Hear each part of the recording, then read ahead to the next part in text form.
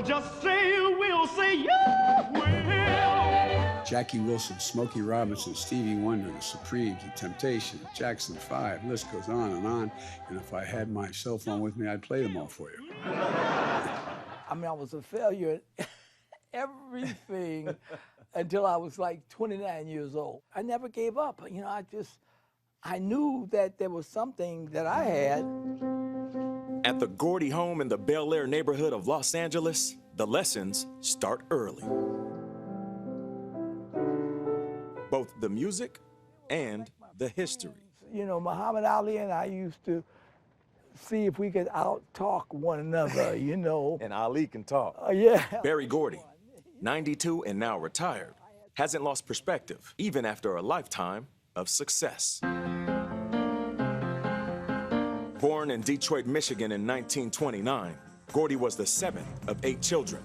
After an attempt at professional boxing, a tour of duty in the Army, a failed record store, and work on an automobile assembly line, Gordy picked up his pen and started writing music.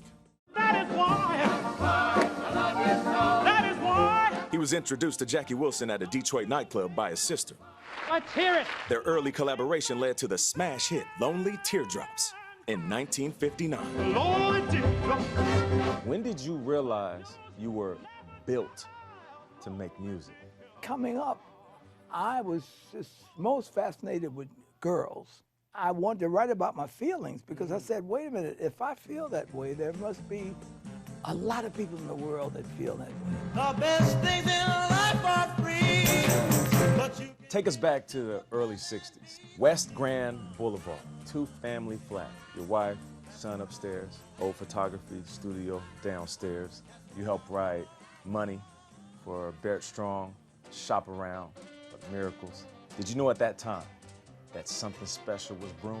As far as Hitsville was concerned, there's no limit to how big your dream is. Right. Most people said the sky was the limit, but we said it's not the limit, it's the first step. Over the next decade, and armed with a fresh sound, Motown Records would flourish. From 1961 to 1971, you guys pumped out over 100 top 10 hits. I don't think people today realize how much of an accomplishment that was. Talking about my girl, my girl. In the moment, did you realize, like, we are the best?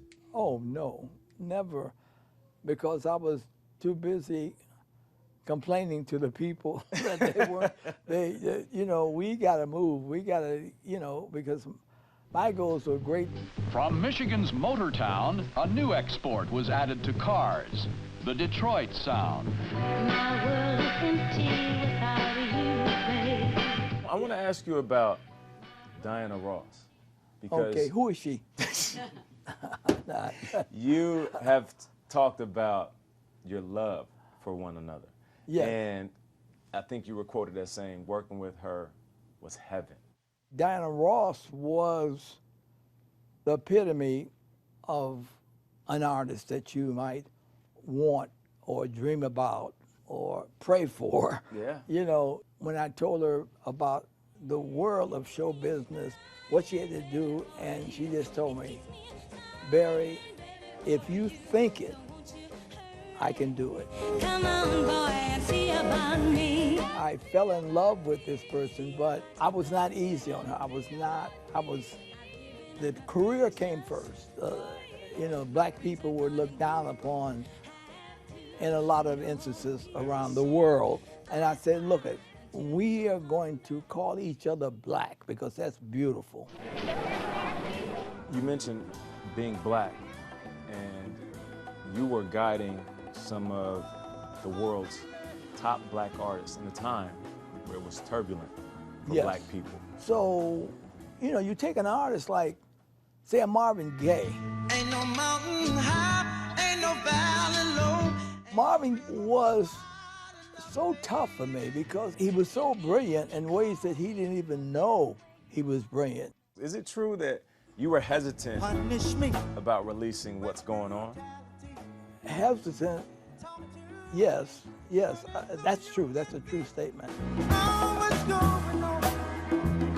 What's going on? Marvin came to me And he wanted to do this thing about police brutality. I'm saying, Marvin, you know, you've got a wonderful career. You've got How Sweet It Is to Be Loved by You. How sweet it is to be loved by you. You got 2 or 3 other songs that were big hits that, and the women love you and you're a sex symbol. But he said, look, BJ, you gotta let me do this. I want to awaken the minds of mankind. I've got to. You've got to let me do it. And I said, okay, Marvin, there's no way. I've said, if you're right, I'll learn something. And if I'm right, you'll learn something. Right, right. And it turned out he was right. But being right was usually reserved for Gordy, who was not wrong about the kids from Gary, Indiana. Did you know right away that Michael had it? Oh, yes, yes. Michael was an old man in a kid's body. You know, when he did Who's Loving You, he looked like he had been living that song for 20, 30 years. And I'm saying, my goodness, this guy is phenomenal. 100 years from now, when people look back on your influence, what do you want them to remember about Motown? Because you guys had such an impact. Not just then, even still to this day. You can't hear a song without hearing the influence of the artist. Well, I'm thrilled with that. I'm just thrilled with that. And I'm thrilled with my life, period. As I tell other people, I count my blessings all the time. I'm thrilled